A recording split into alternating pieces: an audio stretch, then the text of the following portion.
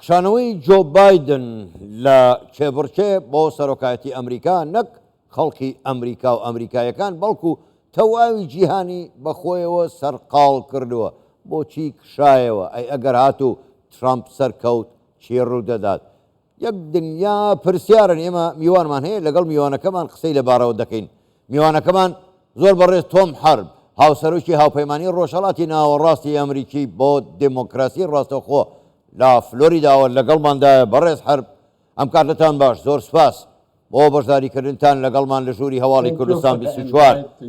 بە پرسیارە گشتیەکە دەست پێ بکەین. بەردەوام دیموکراتەکان ترسیان هەیە لە ترامپ و دەڵێن ترامپ مەترسیە بۆ سەر دموکراسی لە کاتێکدا ئەمریکا وڵاتێکی دیموکراسیە. ئایا بەڕاست ترامپ مەترسیە بۆ سەر دموکراسی؟ بۆ؟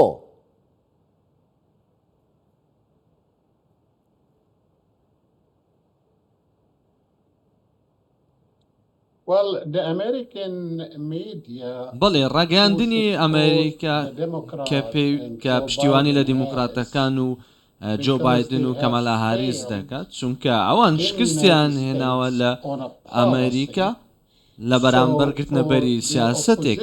بۆیە بۆ ڕوانینی خۆیان ئەوان لە بری ئەوەی لە دژی بەڕێز ترامپ شەڕ بکەن و لە دژی سیاسەتی ئەو شەڕ بکەن، ئەوان هێرش دەکەنە سەر کەسایەتیەکەی، دەڵێن ئەو زۆر خراپە بۆ دیموکراسیە. بۆیە ئەمە وا دەکات هەندێک لایەن هەندێک کەسایەتی هەوڵ بدەن سەرۆک ترامپ تیرۆر بکەن. لە سەیمانجی هەفت بەداخەوە سەرۆک ترامپ توانیت سەرکەوتوو بێت و ڕزگاری بوو لەم هەوڵی تیرۆرکردنە. ئێستا لە لایەکی دیکەوە لەلایەنی دیموکراتەکان لە بری ئەوەی کە پەیڕەوی لە سیاسەتێکی دیموکراسی بکەن، سەرۆک ترامپ بڕیاریدا، سەرۆک جۆ بایدن بڕیاریدا کە بەردەوام نەبێت لە بانگەشەی هەڵبژاردنەکەی لە کاتێکدا خەڵک دەنگی بۆدا لە هەڵبژاردنە سەرەتاییەکان. بەڵام ئێستا ئەوان کەسایەتیەکی دیکەیان دیاری کردووە، هەڵیان نەبژاردووە، بەڵکو دیاریان کردووە کە ئەویش جێگیری سەرۆکە کەمالا هاریس بۆ ئەوەی بۆ سەرۆکاتی ئەمریکا خۆی بەربژێرکە. ئەمە شواتە تەنانەت یەک کەسیش دەنگی بۆی نەداوە، تەنیا حزبی دیموکراتەکان لە ناو خۆیان بە جۆرێک لە جۆرەکان وەکو کودەتایەکی سپیان لە دژی بایدن کرد و ئێستا کامالا با بڵێن هەڵیان نەبژاردەوە، بەڵکو دیاریان کردو ئەویش کامالا هاریسە بۆ ئەوەی بۆ سەرۆکایەتی بەربژێر بێتن و شاندیان بۆ دابین کردووە. زۆر باشە. بەڕێز حەرب، کەواتە با لەسەر کامالا هاریس هەڵوەستەیەک بکەن. بەخۆ دەزانی هیلاری کلینتن زۆرینەی دەنگەکانی بەدەست هێنا و بەڵام نەش بۆ سەرۆکی ئەمریکا. کەواتە بەڕای ئێوە کامالا هاریس هیچ چانسێکی بردنەوەی هەڵبژاردنەکانی ئەمریکای نییە تا بێتە سەرۆک؟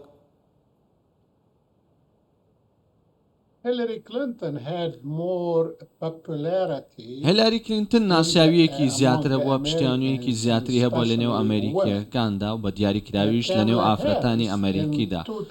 بەڵام کەمالا هاریس لە 2019 و 2020دا بۆ سەرۆکایەتی خۆی بەربژێر کرد، بەڵام هیچ دەنگێکی بەدەستنێنە، یەک دەنگیشی بەدەستنێنەوە ناچار بوو لە کێبڕکێکە لەو کاتەدا بکشێتەوە، چونکە ئافرەتانی ئەمریکا حەزیان بە ستایلی کامالا هاریس نەبوو و ئافرەتانی ڕەشپێستیش بە هەمان شێوە کەیفیان پێی ناد، نەک لەبەرەوەی کە ئەو بابەتەکەەوە نییە کە لەبەرەوەی ئەو ڕەشپێستە پێشتا ئافرەتانی ڕەشپێست دەنگی پێ بدەن. بۆیە لە 2020 لە کێبڕکێکە کشایەوە بەر لەوەی لە هەڵبژاردننی سەرەتایی یەکەمین گەڕ دەست پێ بکاتن. بۆیە لەلایەن ڕای گشتی ئەمریکی و خەڵکی ئەمریکی خۆشەویست نییە. بۆیە ئێستاش لایەنی دیموکراتی حزبی دیموکراتی وا دەکەن زیاتر گشتی ڕزگار بکەن و نانەوێت بە ڕێکارێکی ئاساییدا بڕن. ئەگەر ئەو ویست با خۆی بەربژێر بکات بۆ سەرۆکایەتی، پێویست بوو ئەوە بکات لە کاتێکدا هەڵبژاردننی نێوخۆی حزبی دیموکراتەکان هەبوو. لەگەڵ ئەوەشدا ئەو شکستی بە خەڵکی ئەمریکیەکانی شێنەوە. ئەو کەسەیە کاتێک سەرۆک ترامپ گوتی بە قاسم سولەیمانی گوت، قاسم سولەیمانی کوشت، ئەو لە دژی سەرۆک ترامپ وەستایەوە و گوتی بە کوشتنی قاسم سولەیمانی جەنگی جیهانی سێیەم دەست پێ دەکات جەنگێکی گەورە دەبێت لە دژی ئێران و چەندین قسەی دیکە. هەروەها ئەو پشتیوانی ڕێکەوتنی ئەتۆمی ئێرانە ئەو با بڵێن بە جۆرێکە کە ئێران پشتیوانی لە تیرۆر دەکات لە ڕۆژهەڵاتی ناوەڕاستدا. ئەو وەکو جێگیری سەرۆکی بایدن ئەو هەلێ و ئەو دەرفەتەی پێدا بوو کە بتوانێت ئەم کۆچبەریە گشتیە کۆچبەریە ناسایە هاتوونەتە نێو ئەمریکا لە سنووری باشوور لەگەڵ مێکسیکۆ، بەڵام شکستی هێنا لەو ئەرکەیدا وای کرد کە خەڵک بێنە نێو ئەو وڵاتەم ئێمە بە شێوەیەکی نایاسایی.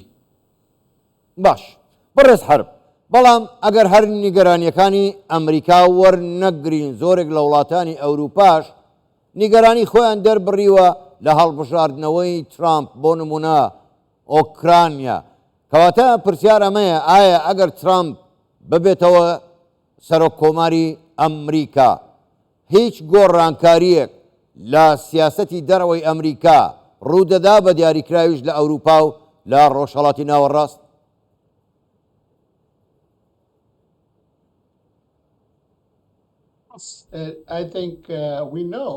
من بڕوام وایە دەزانین لانی کەم کاتێک سەرۆک ترامپ لە پۆستەکەی دابوو سەرۆک بووە ئێمە هیچ جەنگێکمان نەبینی کە دەست پێ بکات.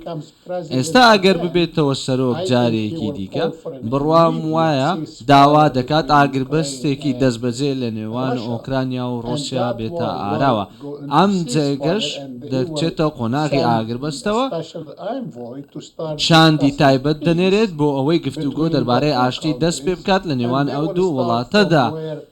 لەو شوێنەوە دەست پێ دەکەن کاتێک ڕێککەوتن هەبووە لە ڕابردوودا بووە مینسکی 1 و ڕێککەوتنی مینسک 2 بۆ بەردەوامیش دەبێت بە پشتبەستن بەم ڕێککەوتنانە بۆ ئەوەی ئاشتی بەرقەرار بکاتن. دەربارەی ڕۆژهەڵاتی ناوەڕاست دەزانیم سەرۆک ترامپ زۆر تون بووە لە دژی ئێران و بەو شێوەیەش دەمێنێتەوە لە دژی ئێران، وا دەکات وڵاتێکی عەرەبی و عەرەبی مۆدێرن زیاتر ڕێککەوتنی ئاشتیان هەبێت لەگەڵ ئیسرائیل، کە ئەمە دەبێتە دەرفەتێک هەلێک بۆ ئەوەی وڵاتانی مۆدێرنی عەرەبی و ڕۆژهەڵاتی ناوەڕاست داهاتوویەکی باشتریان هەبێت کە چۆن بتوانن کارگە بەرهەم بێنن لە وڵاتی خۆیان کەسانی بەرهەمدار بن لە بریە ئەوەی بچنە شوێنێکی دیکە و وەک پەنابەر و کۆچبەری نایاسایی بچنە ئەوروپا و شوێنێکی دیکە. بە گۆڕینی ئەو سیاسەی کە لە ڕۆژهەڵاتی ناوەڕاستدا هەیە بژانەوە دێتە ئاراوە. زۆر باشە بەڕێز حرب، ئەگەر بە کورتیش وەڵام دێتەوە من زۆر سوپاست دەکەم، کەواتە پێتوانیە هیچ گۆڕانکاریەک لە سیاسەتی دەرەوەی ئەمریکا ڕوو بدا بە هاتنە سەرکاری ترامپ. بە دیاریکراوی پێتوانیە ترامپ دەستبەرداری دۆستەکانی خۆی لە ڕۆژهەڵاتی ناوەڕاست ببێت، بە تایبەتیش بۆ نمونە گەلی کوردستان کە دۆستێکی نزیکی ئەمریکایە.